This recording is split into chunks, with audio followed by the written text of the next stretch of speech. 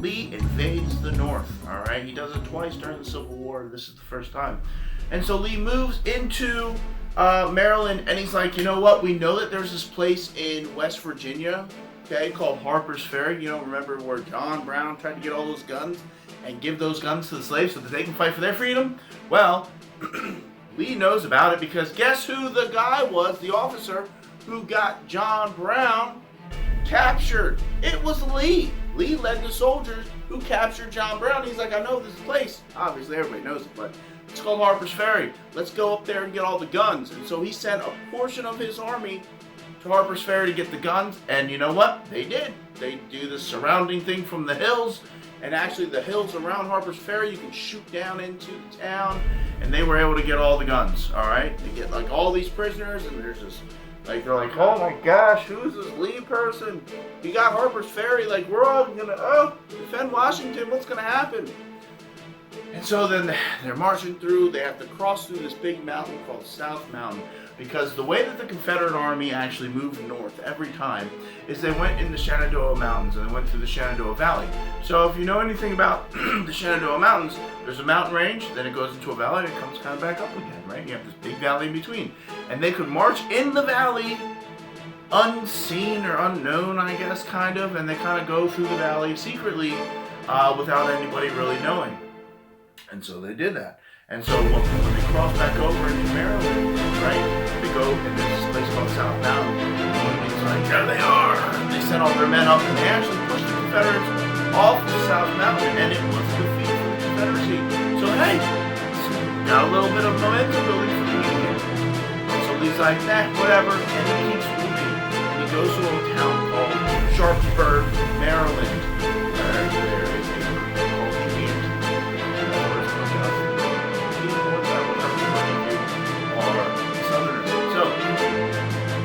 a favorite battle. But we are on our last battle for the Sands Morning Rant, historical rant, whatever you want to call it.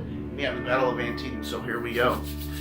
Antietam, the Battle of Sharpsburg, Maryland, is the most bloodiest battle in American history. Well, no, that's not true. It's the bloodiest single day in American history. 22,000 casualties at the Battle of Antietam in one day. Now I can get into the reasons why, and a lot of it has to do with the terrain. A lot of it has to do with these soldiers are starting to get pretty good at what they're doing, right? They've been through some battles now, and they're getting pretty good at killing each other, basically. But let me just run through the Battle of Antietam. The Battle of Antietam is in three parts. You get your morning phase, your afternoon phase, and kind of like your late afternoon, evening phase, okay? And in the morning, it starts off in the cornfield, and who's holding that left flank? Thomas Stonewall Jackson, all right? And who's on the other side for the Union? We have the First Corps. First Corps has been in a lot of battles, so these guys are actually becoming veterans, pretty much. And in the morning, it's still dark.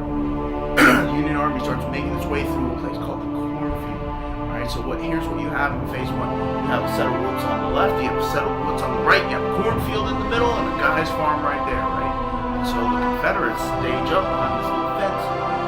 Wait, and this corn at this point, if you've ever seen corn in September, it's pretty high, right? So the corn's pretty high. So these men are marching through the corn, and the Confederates are seeing this corn just move.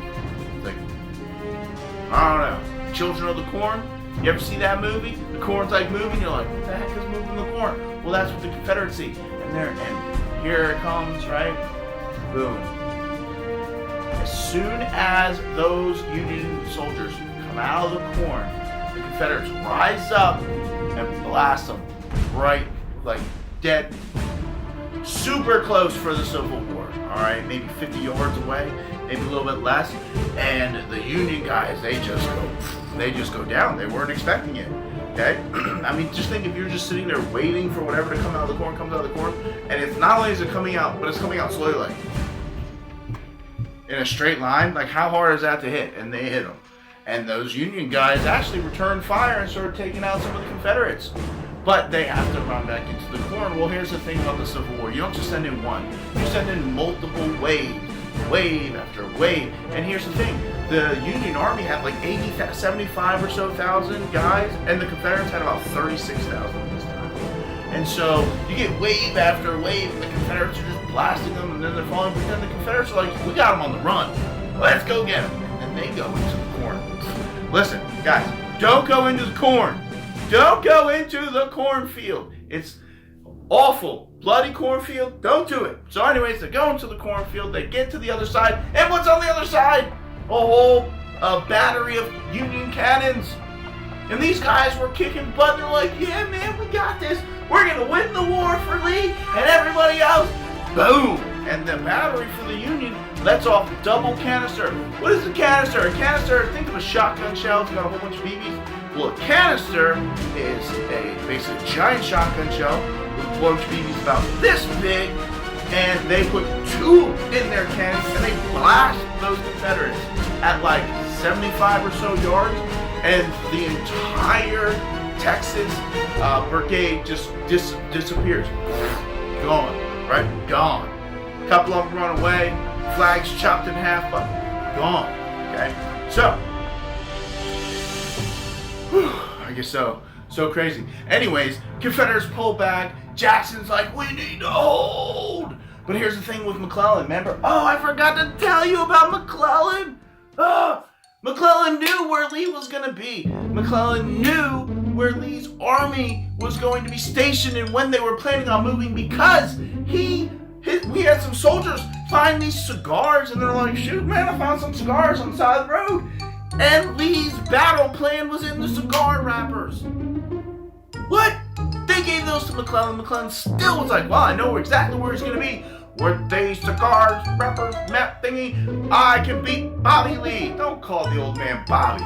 I mean, no offense, Bobby Arthur, but you don't call the old man Bobby, okay? His name is Robert. Anyways, so he then sends his men into it.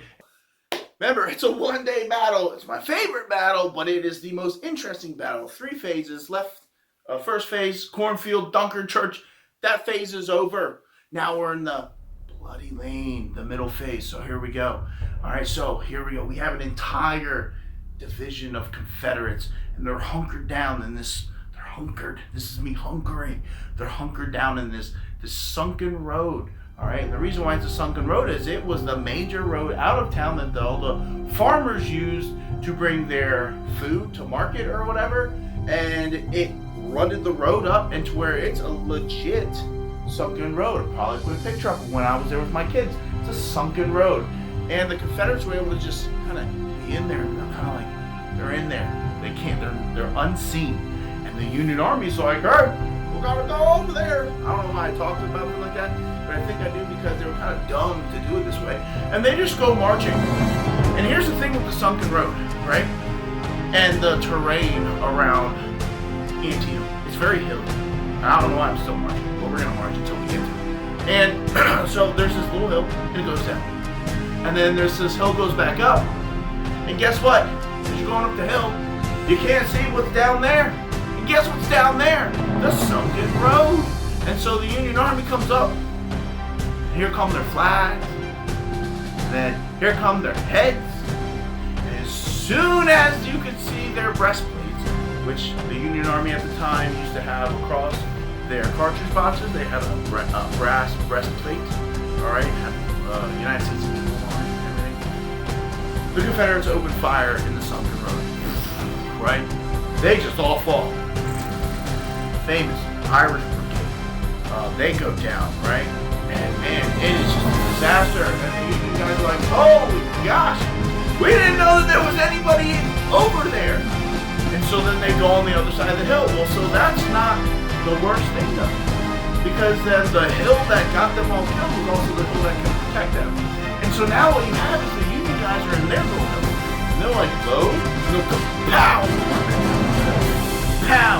But here's the thing, they don't do that right away. They're like, shoot, man, we just got wiped out. Send in the next brigade. And so here comes the next brigade. They come marching up the hill, right? They all get wiped out. Hey guys, that one didn't work. Send in another one.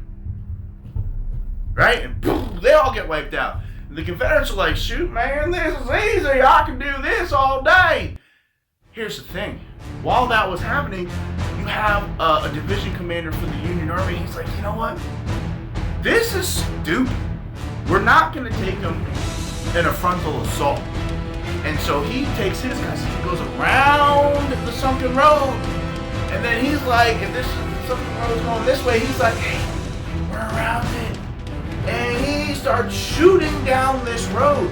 So you have a road that, and the thing is because it was so loud and so chaotic and those Confederates are just shooting as fast as they can, they don't really even realize that their guys are getting shot. So if a guy gets shot down here, you think he got shot from over there. You don't know because they're shooting down the road and they missed 50 dudes and hit that dude. Almost every bullet that's going down this road is hitting somebody because the road is a mile long. Right? And all of a sudden they're like, what's going on? Holy cow, they're on our flank. And they're like, whoop, and they just start running. But by that time, the entire road is just covered in Confederate dead. And so now then the Union's like, we got them on the run! Man. And then they march through the sunken road. They're like, sorry, my bad. Didn't mean to step on your dead head, right?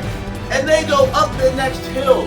But the Confederates reposition themselves so they just sit up there. And as the Union come out of the road, boom, they get blasted trying to get up the sunken road, out of the sunken road.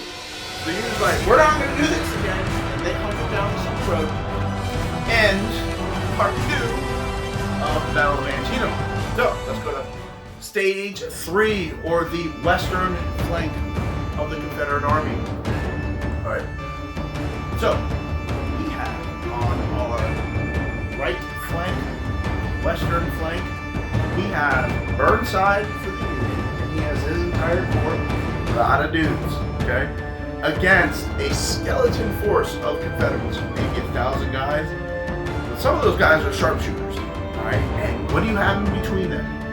You have a small bridge, okay, called the Roebuck Bridge. Now it's called Burnside Bridge. But anyway, this bridge crosses over Antietam Creek. And it's the only place in the direct area that you can cross over. And so the Confederates have a couple cannons pointing down there, and they have a couple of sharpshooters dug in on the hill, okay? And they have a perfect vantage or perfect view of anybody trying to cross over that bridge. And here's the thing, because remember when I said McClellan was so cautious, well, that made Burnside cautious. And Burnside's just sitting there. He's got like 20,000 guys. He's like, yeah, I hear we're having some troubles up there, but they didn't tell me to go, so I'm just chilling. What? We should go now? Alright. Well, if you try to get 20,000, I mean, think about how long it takes us to get the full fire, bro. You try to get 20,000 people to do anything, it takes a while. And so he gets his men into line. He's like, alright guys, there's the bridge. Let's go. And so they start marching, and all of a sudden, oh, wow. Oh, no.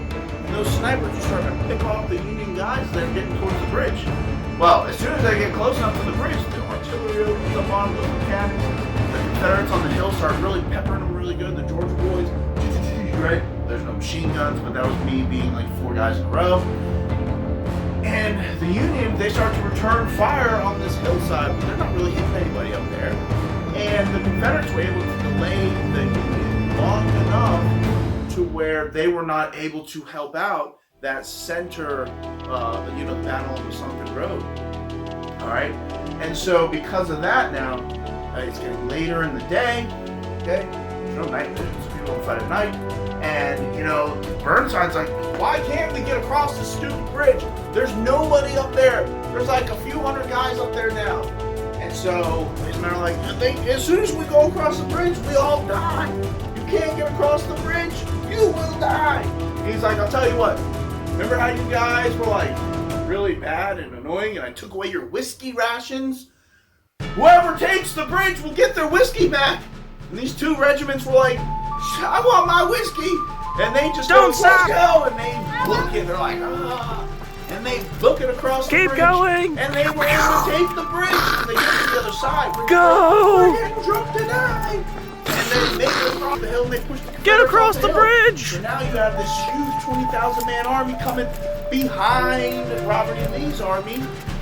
And Oh my goodness. But here's the thing. Remember the terrain. This terrain in Antietam is awful. It's hill, down, hill, down, hill, down. And so these men get to the other side and they're like, woo, that was a pain in the butt. What do you want to do now? I'm trying to chill and rest, man. Get drunk and get my whiskey rations. And Burnside's like, come on, guys. We got to go. And they're like, we're going to chill. And so the Union Army kind of chills for a little bit. Well, this gives the Confederate Army a chance to get some reinforcements in. But Lee's like, we got to send guys over to the right flank. There's nobody left for the Confederacy. They're all dead. They're all worn out, right? He's like, what are we going to do? Well, we got to delay them. Put guys on each hill. Let them shoot down, slow the Union down. So when finally we're like, all right, we're good. Move on. The Union Army moves on. They start marching. Going uphill. A couple guys died. Go up. Guys died. And then it started to get a little bit later in the day. And all of a sudden, out of nowhere, okay, General A.P. Hill, the Confederacy, the guy who attacked Harper's Ferry. He's the guy, he had all these new guns, these awesome new guns and ammunition. He books it from Harper's Ferry. He's like, there's a battle.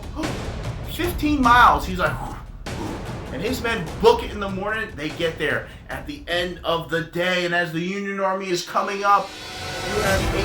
Hill's division hits them on the flank. It's like out of a movie. You know what I mean? And those Union guys are like, what in the heck is this?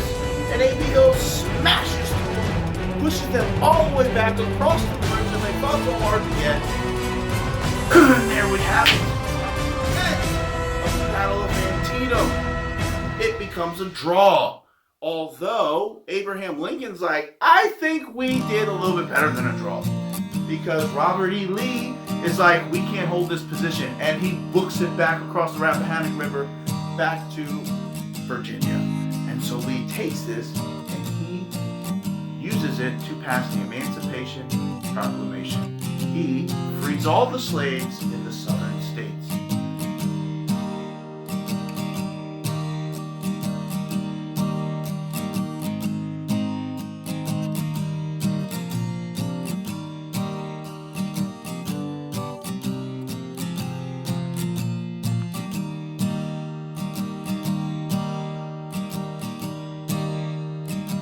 Give a shout out to the guesters of last week's Minute Mystery. We have Leanne, Ellie, Ebony, and special guest Miss Euler, also guest Lady from Lady and the Tramp. So here we go, this week's Minute Mystery Disney style edition. My Disney knowledge. Here we go. I'm short. I live with a bunch of dudes, and I have really bad allergies. I like this one. I'm really short. I live with a bunch of dudes, and I have horrible allergies. So, alright guys, there you have it for this week's Sans Historical Rant, long edition, because it's basically 2 videos in one. But, if you guys need any help, let me know. Send me an email. I'll do whatever I can to help you guys out. We are coming through the end here. We gotta get through the Civil War. Gotta get through it. I wish we stayed in the Civil War forever. It is such an interesting time in American history. But, alright. I don't even know what more to say. I'm kind of like tired. Alright. Sans Morning Historical Rant is out.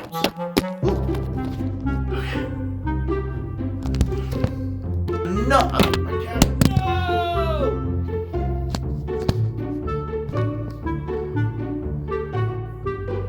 Alright, sorry. We had a little technical difficulty. My marching knocked the camera off. All the spit in my mouth. Ew. Woo! Such an exciting battle. Alright, here we go. I got it.